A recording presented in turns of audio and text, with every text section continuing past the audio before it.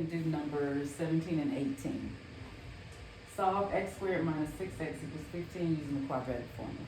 Alright, so let me write the quadratic formula on the board so you will be reminded of what it is. This is x is equal to negative b plus and minus the square root of b squared minus 4ac all over 2a. Alright, that's the quadratic formula.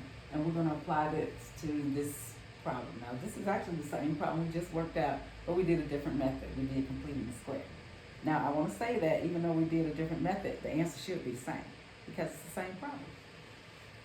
Now, before we do that, I'm going to go ahead and put this in standard form. Remember, standard form looks like this: a x squared plus bx plus c equals 0. So this needs to look like that. And it almost does, except the 15 is on the right-hand side, not a 0. So I can move it. What I'm going to do to move this, subtract. Since it's a positive 15, I have to do a negative 15 on both sides. It takes it from over here and puts it over there. So what I'm going to end up with is x squared minus 6x.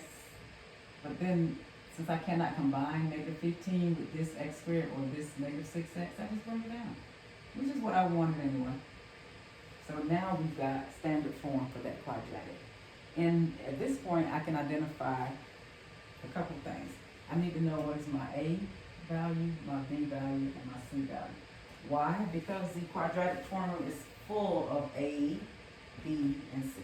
So we need those values in order to replace them into the formula and work it out. In this case, my A is 1, because I don't see anything in front of the x squared term. My B is negative 6. And my C is negative 15. I'm going to rewrite this, and in place of A, B, and C, I'll put these values. So this is how it looks. X is equal to negative, what is B? B is negative 6, plus and minus the square root of, what is B? Negative 6 squared minus 4 times, what is A? 1 times what is C? Negative 15 over 2 times A, which is 1. So all I've done is rewrote the quadratic formula and I replaced all the letters with numbers. Now it's like a lot, and it sort of is, but we'll take it piece by piece. Alright, so let's see, x is equal to, look at this. This is a double negative. Because remember, the original formula has a negative in front of the b, and b was negative. So a negative negative becomes a positive 6. Plus and minus. Let's do this radical part, the entire radical part. So it's going to be the square root of whatever I get when I work this out. So negative 6 squared is 36. Minus, I'm going to do 4 times 1, which is 4 times negative 15, which is a negative 60 over 2 times 1 is 2. So it's shrinking. It's getting there. Now how did I get negative 60? Because I did this right here.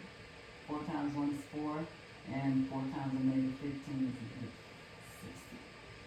So let's see, we're still not finished doing what's underneath the radical sign. So let's finish that.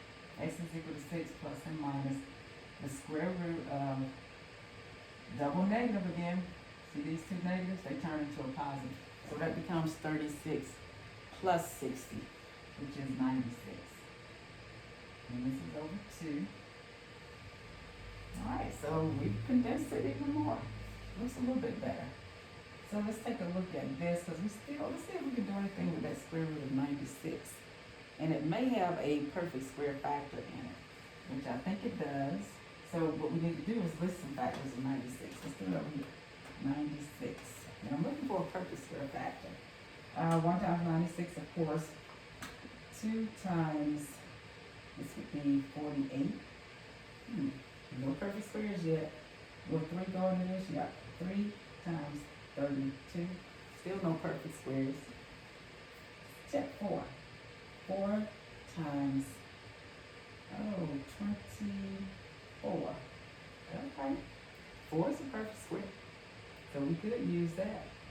I think it may have another one in there. But let's go ahead and use 4 and 24 because we found one and we don't have to keep listing them. So when I break this apart, I'm going to break it apart over here. So the square root of 96 can be rewritten as the square root of 4 times the square root of 24. But let me show you something. This is 2. The square root of 24 can be rewritten as the square root of 4 times 6. See that? So there's another perfect square. So this gave me 2. This gives me 2 also. And then square root of 6 stays the same. So my final simplified answer for square root of 96 is 2 times 2 is 4 square root of 6. So that's what this turns into. So at this point we got x is equal to 6 plus and minus 4 square root of 6 over 2. Alright, now I'm going to go ahead and you see how we got this over 2 and that over 2. I can actually simplify 6 over 2, which gives me, and 4 over 2 also. Look at that. 6 over 2 is 3 plus and minus, and 4 over 2 is 2 square root of 6. So I just simplified these and those right there.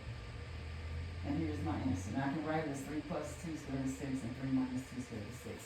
And if you look back at the previous problem, which was the same exact problem, we just did a different method, you got the same answer. Okay, and then the number 18, solved by factoring. First I need it in standard form. So if I move plus 20 on both sides, here's my 0, here's my x squared minus 9x plus 20. Alright, now how do I solve by factoring? 2 parentheses, right? Because it's a is equal to 1. So I don't have to use the AC method on this one. But I do need my factors of 20 because I'm looking for a negative 9 in the middle. Let's see, 1 times 20, 2 times 10, 4 times 5. 4 and 5 will give me 9, but I need negative 9. Can I make both of these negative? Yes, I can. Because a negative times a negative still gives me a positive 20. But a negative 4 plus a negative 5 gives me the negative 9 that I need. So let's break up the x and x. Break up the 9 with the negative 4 and the negative 5. Okay, now we separate them, set them both equal to 0, and solve for x. So plus 4 plus 4. X is 4. Out plus 5 plus 5. X equals 5. So there's the 2 answers. This is